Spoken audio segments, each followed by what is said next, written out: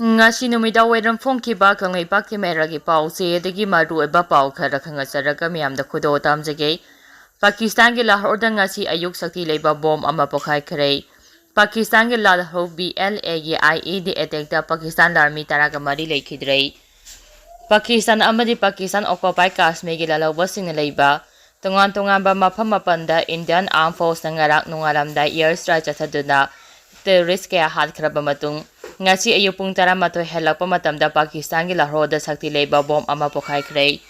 Hauji phawgi oina bom pokhaibagi thogdo aduda misimina yawpagi paudi phangba ngamdrei pawa sin hai bom adu Pakistan gi achopa city ama oiriba Punjab province ke Walton road ta pokhaikibane ahoba makolga loinana bom pokhaibagi khonjel takibaga matam ikan kanadana pak chaungna amuba machuki maikhu atia tamna kakhalapa ubada miyamna pakhatnaki thogdo aduna maram oiraga Pakistan Air Force Authority na khudaktage matam kharagi oina karate Lahore amade Silkot Airport ge flying paiba athing batham khrei Pakistan Air Force Authority gi maikhe phongdorakpagi matung inade Sialkot ki airport ngarang numi ungba pung taragani thoi taba matam dage flight paiba lepanduna lakle khudaktage domestic amade international flying paiba lephankiba aduna passenger singda awaba kaya sauna haujik mayokna dana leide haide amaramda Pakistan ge lal haruf ama oiriba Barun Chitans Liberation Army BLA na ambush tawrakpada Pakistan ge army ge special operation commander Tariq Amaran amade Subedar Umar Farooq yauna personal taraga mari IED ge attack ta laikhidre haide ngasi ayu Pakistan ge Baluchistan da lalhobalo Baluchistan Liberation Army BLA na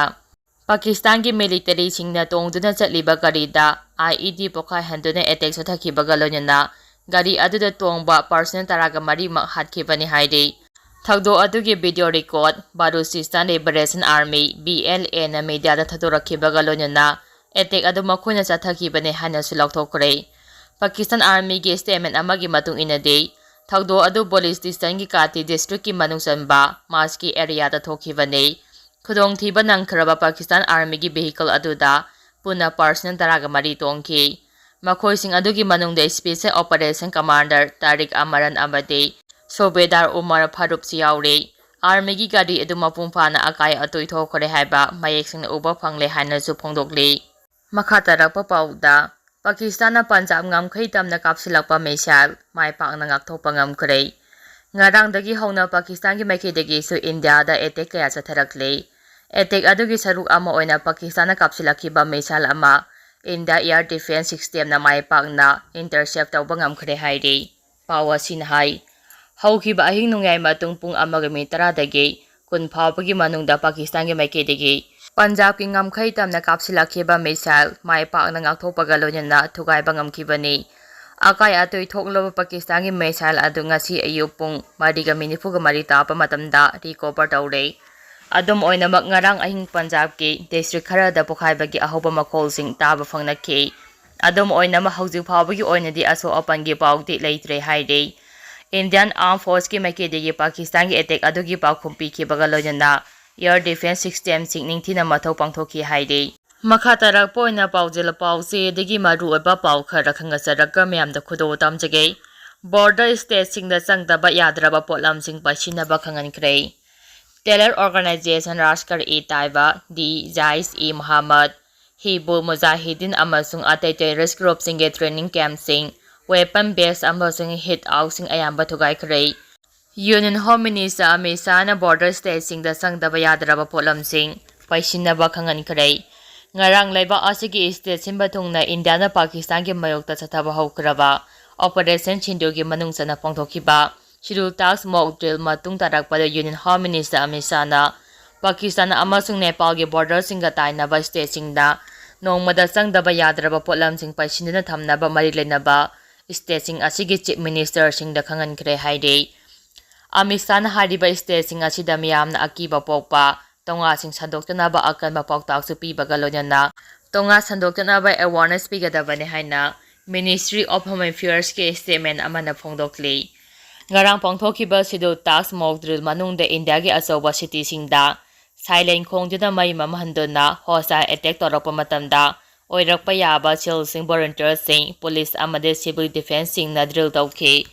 hariba drill ase Ministry of Home Affairs ki direction makhada ne Indian Armed Forces singna Operation Sindur hek tawkibaga loinana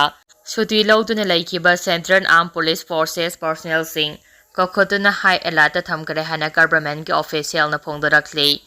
video conferencing ki khutangda pangthoba meeting amada Home Minister Amit Shah na Lieutenant Governor of Jammu and Kashmir amadi Ladakh Uttar Pradesh ki Chief Minister Uttarakhand Punjab Rajasthan Gujarat amasung West Bengal Sikkim government ki mihusing da India ki border sing da military amasung citizen sing da challenge tawraklabadi lemna tharoidabani haina phongdokhi Pahagam tele attack asi kauthokna basathariba operation sindur asina chapchaba pakhumpi gani haina Amit Shah na malem asida message tawre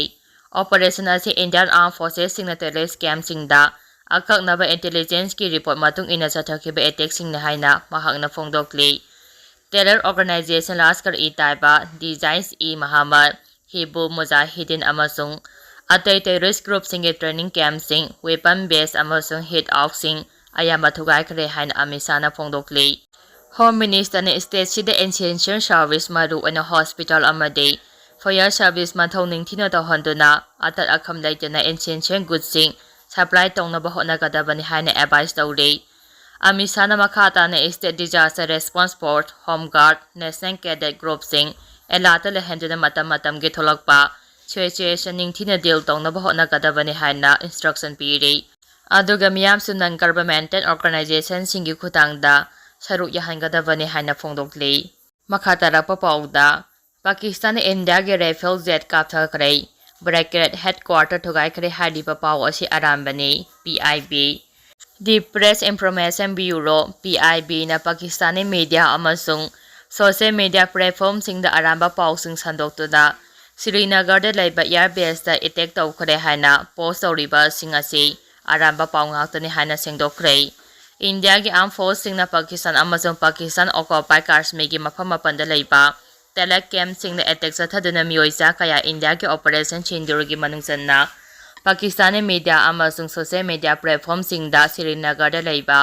airbase yauna mafam taraga mangada Pakistani force singna attack sathabada Indian Army gi facilities sing jet fighter sing ama ata thonkhre haina phongdokli hariba pau sing ase Pakistan gi inter services public relation ISPR affiliated tawba account sing dagi ayambani